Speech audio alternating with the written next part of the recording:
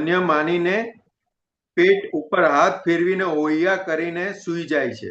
અલ્યા શું જોઈને સૂઈ જાય છે? અનંત અવતારો આવા ઓહિયા કરીને સૂઈ ગયો. શરમ નથી આવતી? પાછો હાથ પેટ ઉપર ફેરવીને ઓહિયા કરશે. અલ્યા શું જોઈને ઊંઘી જાય છે? ઊંઘવા જેવું આ જગત છે? મનુષ્યપણું મળ્યું ને? ઊંઘાતું હશે? મનુષ્યપણું મળ્યું, સારો સારો જોગ મળ્યો. ઊંચા ઊંચા ધર્મ પુસ્તકો વાંચવાનો યોગ મળ્યો. ઊંચી આરાધના મળી. વિતરાગના દર્શન થયા ને તું ઓહિયા કરીને સુઈ જાય છે? પાછી બેડરૂમો કરી છે. બરોબર, અલ્યા ત્યાર પહેલા બેડરૂમ ના કરાય. સંતોષાનંદજી, આટલું તો થોડું સમજાવો કે દાદા કહે છે કે નોર્મલી બધા આવું કરતા હોય છે. દાદા શું કહેવા માંગે છે? ટાઈમ વેસ્ટ કરે છે એવું? હા, એટલે કે આ મનુષ્યપણું મળ્યું છે એની કિંમત સમજાતી નથી હજુ. હા, ઓકે ઓકે ઓકે. અહીંયા મનુષ્યપણાની કિંમત સમજાવવા માંગે છે. આ તો એક પ્લોટ હોય કે મકાન હોય ને, તો આટલું અધિપતિ હોય એમાં તો પોતાની જાતને સુએ ધન્ય માને અને પેટ ઉપર હાથ ફેરવીને ઓહિયા કરીને સુઈ જાય. એટલે કે પોતાની જાતને કંઈક પણ ભેગું થયું છે ને અત્યારે, જે સાહેબી કે જે પણ કઈ, તો કે મનુષ્યપણાનું શું? હિન્દુસ્તાનમાં જન્મેલા મનુષ્યને મનુષ્યનું કિંમત સમજાતી નથી. એટલે કે આટલી જ કિંમત એને આકેલી છે કે ઘર મળ્યું, ગાડી મળી, બૈરી છોકરા થયા, પૈણાયા, આ કર્યું, એ જ એની મનુષ્યપણાની આટલી જ કિંમત આંકી છે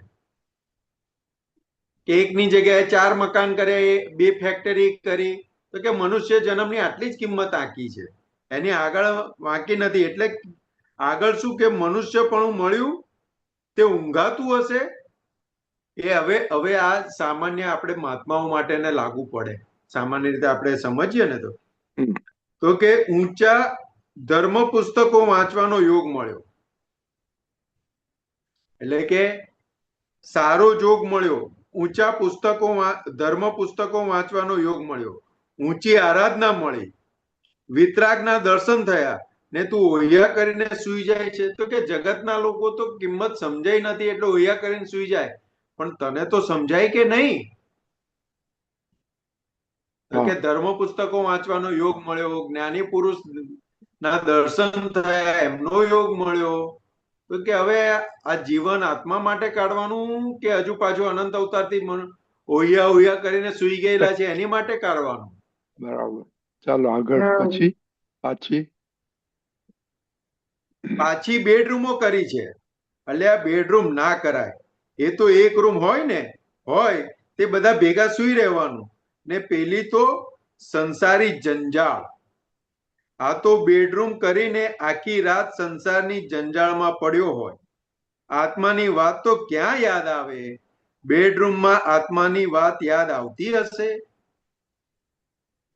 અલ્યા આ ડબલ બેડ એ હિન્દુસ્તાન. હાજી, અત્યારે તો બધે બોર્ડ બી એવા જ લાગેલા હોય કે ભાઈ 2 BHK 3 BHK જ ગોતવાના. બેડરૂમ કેટલા છે એ પેલા જોઈએ છે હવે તો. હા, અને બધાના મન જુદા થઈ ગયા છે. એટલે આખું આ સમજવાનું છે. આખું જે દાદા કહેતા હતા ને, વિતરાગ માર્ગ શું છે, મોક્ષ માર્ગ શું છે, તો કે એકલ સૈયાનો છે. કારણ કે બેડરૂમ ની અંદર ડબલ બેડ હોય ને જોડે સૂવે એટલે વિષયના વિચારો ફૂટે. એટલે શું કે છે એ વાંચો ને, તો કે આ તો બેડરૂમ કરી આખી રાત સંસારની જંજાળમાં પડ્યો હોય. એટલે કે આખી રાત પછી શેમાં પડે? સંસારની જંજાળમાં પડી રહે, એમાંથી બહાર નથી નીકળી શકતો. એટલે કે આ એની ઉપર છે આખી વાત કે મનુષ્ય જન્મ મળ્યો, મનુષ્ય જન્મની અંદર જ્ઞાની પુરુષ મળ્યા, જ્ઞાની પુરુષ પાસેથી આપણને ભેદ વિજ્ઞાન મળ્યું. તો એ ભેદ વિજ્ઞાન મળ્યા પછી આપણે કઈ જગ્યાએ વર્તીએ છીએ આપણી સમજણ ક્યાં જઈ રહી છે તો કે આપણે જોવાનું છે કે હવે આપણે કેવું હોવું ઘટે. આ વિતરાગ વિજ્ઞાન મળ્યા પછી હવે કેવું હોવું ઘટે એની વાત કરેલી છે અહીંયા આખી દાદાએ. બરાબર. એટલે કે જ્ઞાનીઓએ પસંદ કરેલો માર્ગ, એટલે કે જ્ઞાનીનો પસંદ કરેલો માર્ગ કેવો હોય તો કે આવો હોય, એમાં પછી આગળ બધું આવે છે હજુ કે કેવો હોય તો કે આવો હોય. આ તો બધો સંસારીનો માર્ગ છે, ડબલ બેડ, બેડરૂમ, એ તો સંસારીઓનો માર્ગ છે. એ જ્ઞાનીનો પસંદ કરેલો માર્ગ ના હોય. એટલે આગળ શું કે છે, એટલે આ ડબલ બેડ તે હિન્દુસ્તાનમાં હોતા હશે? કઈ જાતના જનાવરો છે? હિન્દુસ્તાનના સ્ત્રી પુરુષો કોઈ દાડો ભેગા એક રૂમમાં હોતા જ નથી, હંમેશા જુદી જ રૂમમાં રહેતા હતા. તેને બદલે આ જુઓ તો ખરા, અત્યારે બધા જ બેડરૂમ કરી આપે, ડબલ બેડ. તે પેલા સમજી ગયા કે આ દુનિયા આવી જ ચાલ્યા કરે છે. એકંદરે સારું છે આ છોકરા બધા યુઝલેસ નીકળ્યા છે ને, સાવ જુઠ્ઠો માલ, તદ્દન જુઠ્ઠો માલ. પણ એમને કહ્યું હોય કે આ હોલમાં 25 જણ સુઈ જાઓ તો તરત બધા સુઈ જવાના, અને એને બાપ શીખવાડે કે જાઓ ડબલ બેડ લઈ આવો, એટલે પાછું એવું શીખી જાય બિચારા. એમને એવું કશું નથી. આ જ ડબલ બેડ હોય તે અહીં આગળ બીજે દાડે આમે હોય. આ તો બધા વાંકા છે, બરકત નથી, ઊંધે રસ્તે ચડાવે. સંતોષાજી બાપ લખ્યું છે, આ તો બાપ વાંકા છે. હા, આ તો બાપ વાંકા છે, બરકત નથી, ઊંધે રસ્તે ચડાવે છે. આ તો કોક અક્કલ વાળાએ શોધખોળ કરી, ડબલ બેડ વેચાયા જ કરે, એટલે પ્રજા થઈ ગઈ ડાઉન. ડાઉન થવામાં કાયદો શું થયો? પહેલા તિરસ્કાર, બધા જતા રહ્યા. એટલે હું તો ખુશ થયો કે સારું થયું આ ડાઉન થઈ ગયા. હવે ડાઉન થયેલાને ચડાવતા વાર નહીં લાગે. પણ તિરસ્કારને એ બધું ગાંડપણ જતું રહ્યું હળહળા. નોબલ થયા, નોબિલિટી આવી, બહુ લાભ થયો છે. અંગ્રેજોને આ બધા ભેગા થયા, તે બધું સારું થયું, તિરસ્કાર જતા રહ્યા. તમને ખબર છે કે પહેલા સ્ત્રી પુરુષોની જુદી રૂમોમાં પથારીઓ રહેતી હતી? તમને ખબર નથી, એ બધું મેં જોયેલું. આ તમે એ ડબલ બેડ જોયેલા? પ્રશ્ન કરતા. ડબલ બેડ ગોઠવાય એવા ઓરડા જ ક્યાં હતા દાદાશ્રી? કોઈ પુરુષને દાડે એક પથારીમાં સુવે નહીં, કોઈ ના સુવે. તે દાડે તો કહેવત હતી કે સ્ત્રી સાથે આખી રાત સુઈ જાય તો તે સ્ત્રી થઈ જાય. એના પર્યાય અડે, તે કોઈ આવું ના કરે. 2 પલંગ વેચાતા લાવે છે ને જોડે મૂકે છે, ને મચ્છરદાની એક આખી લાવે છે. અલ્યા આ તે કઈ ધંધો છે? મોક્ષે જવું હોય તો મોક્ષે જવાના ચાળા હોવા જોઈએ. મોક્ષે જવાના ચાળા કેવા હોય? એકાંત સૈયા સન્ના. સંતોષાનંદજી, આ તિરસ્કાર નું શું કહ્યું ઉપર? તિરસ બધું ગાંડપણ જતું રહ્યું.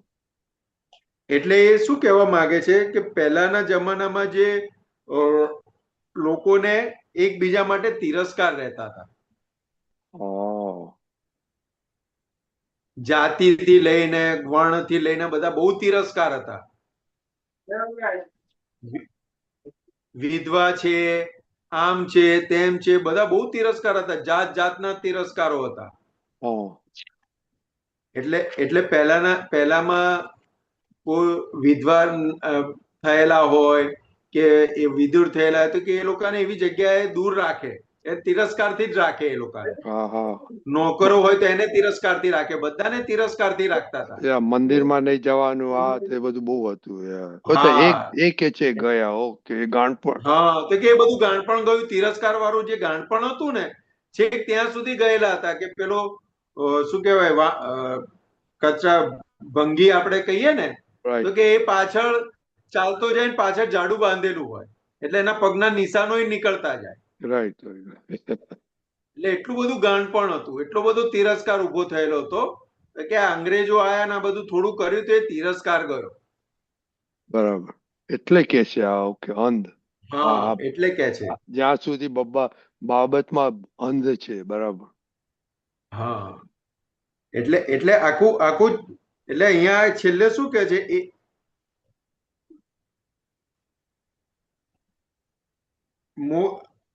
મોક્ષે જવું હોય તો મોક્ષે જવાના ચાળા હોવા જોઈએ. રાઈટ. મોક્ષે જવાના ચાળા કેવા હોય? એકાંત શય્યાસનના, એટલે શૈયા ને આસન એકાંત હોય. એટલે કે ચાળાની વાત કરી દાદાએ. ચાળા એટલે ખબર પડે, બહુ બહુ મસ્ત વાત કરી. મોક્ષે જવાના ચાળા કેવા હોય? ચાળા કેવા હોય? હમ. જબરજસ્ત શબ્દ પ્રયોગ વાપર્યો છે દાદાએ, યસ ચાળા. યસ. એટલે આખું આખું પેલું શું કહેવાય, અંદર અંતઃકરણ ને ઉપર પેલું ઝાપટો માર્યો છે દાદાએ.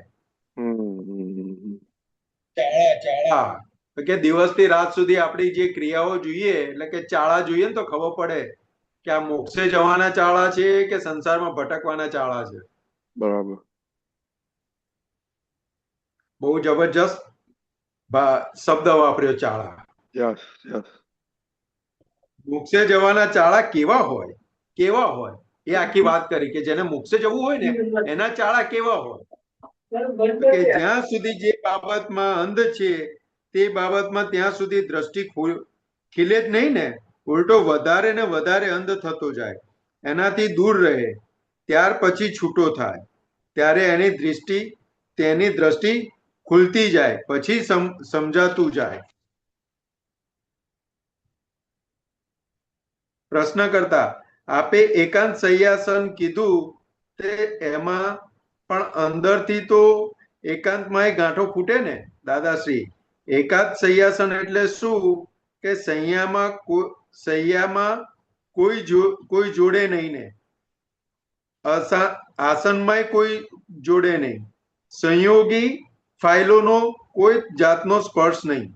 શાસ્ત્રકારો તો એટલે સુધી માનતા હતા કે જે આસન પર આ પરજાતિ બેઠી તે આસન ઉપર તમે બેસો તો તમને એનો સ્પર્શ થશે, વિચારો આવશે, એવી બધી માન્યતાઓ હતી. અત્યારે ઝીણવટભરી માન્યતાની વાત કરીએ તો એનો અર્થ નથી. અત્યારે તે એવું ચાલ્યા જ કરે ને. આ તો સંપૂર્ણ મોહનો કાળ છે. આ મોહનીય કાળ નથી, મહામોહનીય કાળ છે. 24 તીર્થંકરો બોલ્યા કે એકાંત શય્યાસન આવું કેમ બોલ્યા?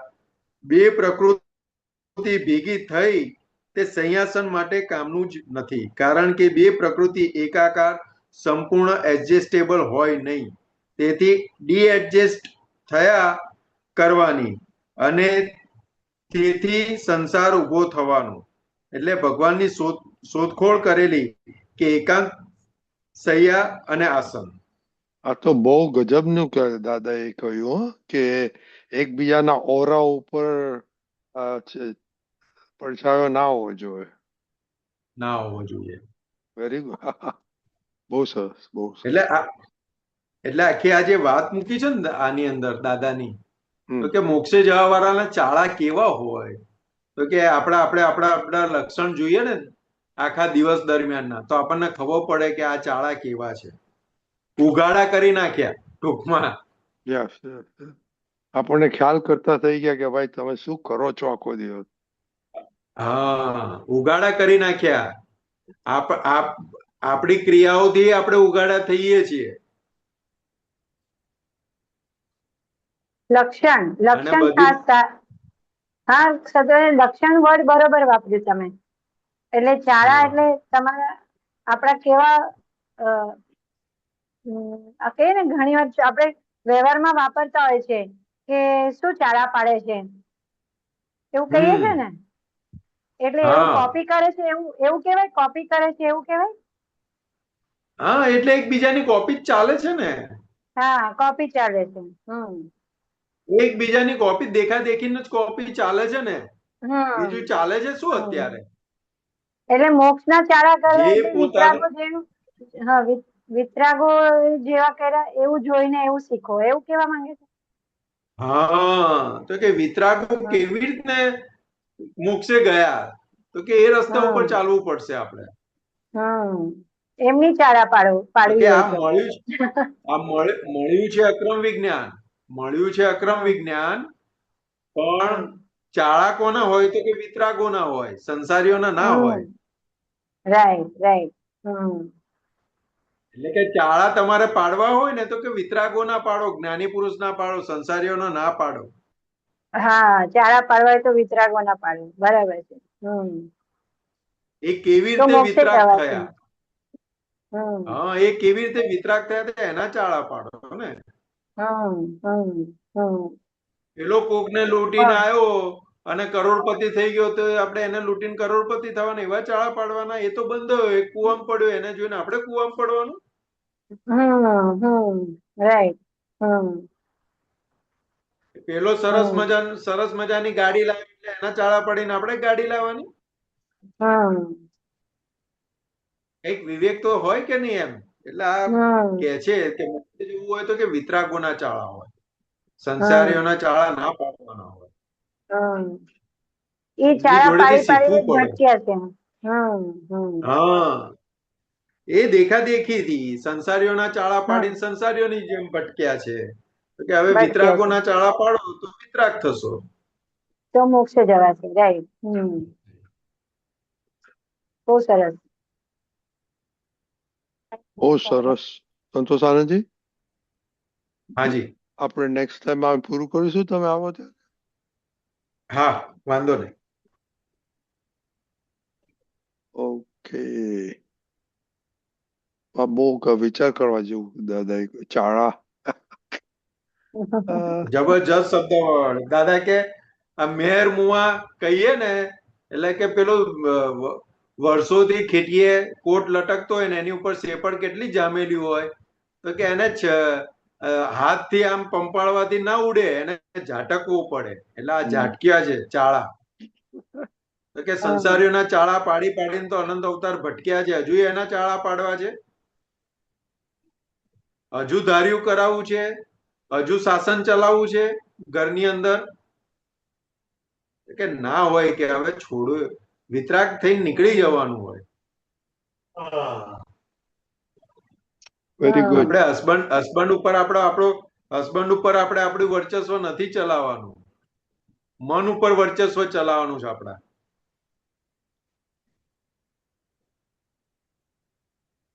આ બહુ પાવરફુલ તમે કહી નાખ્યું. બધા એટલે દાદાજી કહેતા હતા મને જોયા કરો બસ, ને સંતોષ હા, આનંદજી જોયા કે કરો, તમે જોયા કરો એટલે ખબર પડે કે જોયા કરો એટલે શું, તો કે આજુબાજુ હમ જે અવસ્થાઓ બધી ઊભી થાય છે એની અંદર એ કેવા સંયમથી રહે છે. સંયમથી રહે છે. આપણે ઘરની અંદર 4 જણા બેઠા હોય ને એક જણ આપણી વાત કાપે તો શું થઈ જાય છે? કેવો અહંકાર છંછેડાય છે. અહંકાર છંછેડાય છે. તો કે દાદા ભગવાનને જોઈએ ને તો એ ખબર પડે કે ઓ જો પેલો વાત કાપે છે તો એ કેટલા સરસ સંયમમાં છે, અંદર કેવો સંયમ વર્તે છે. તો કે સંયમ વર્તે છે એ દેખાયો ને એ ગુણ આપણામાં તરત ઉભો થઈ જાય. ઉભો થઈ જાય. હા, આટલું બધું દાદાની સામે આવું બોલે છે, પણ દાદાની આંખમાં એક લેશિયાનો ફેરફાર નથી, મુખ ઉપર એક ફેરફાર નથી. ઓહ, ગજબનો સંયમ, ગજબની સ્થિરતા એ દેખાય ત્યારે આપણામાં ઊભી થાય. એટલે કે દાદાને જોયા રાખો, જોયા રાખો, જોયા રાખો, એટલે આવી રીતે જોવાના હતા દાદા ભગવાન. બાકી નિધિ ધ્યાસનનો તો ફાયદો થવાનો જ છે, ફાયદો છે. પણ આ એમના એમની ગુણો વાણી આપણને પ્રત્યક્ષ આપણને ઓળખાય એમ. હા, એમના વાણીમાં જ બધું દેખાય છે.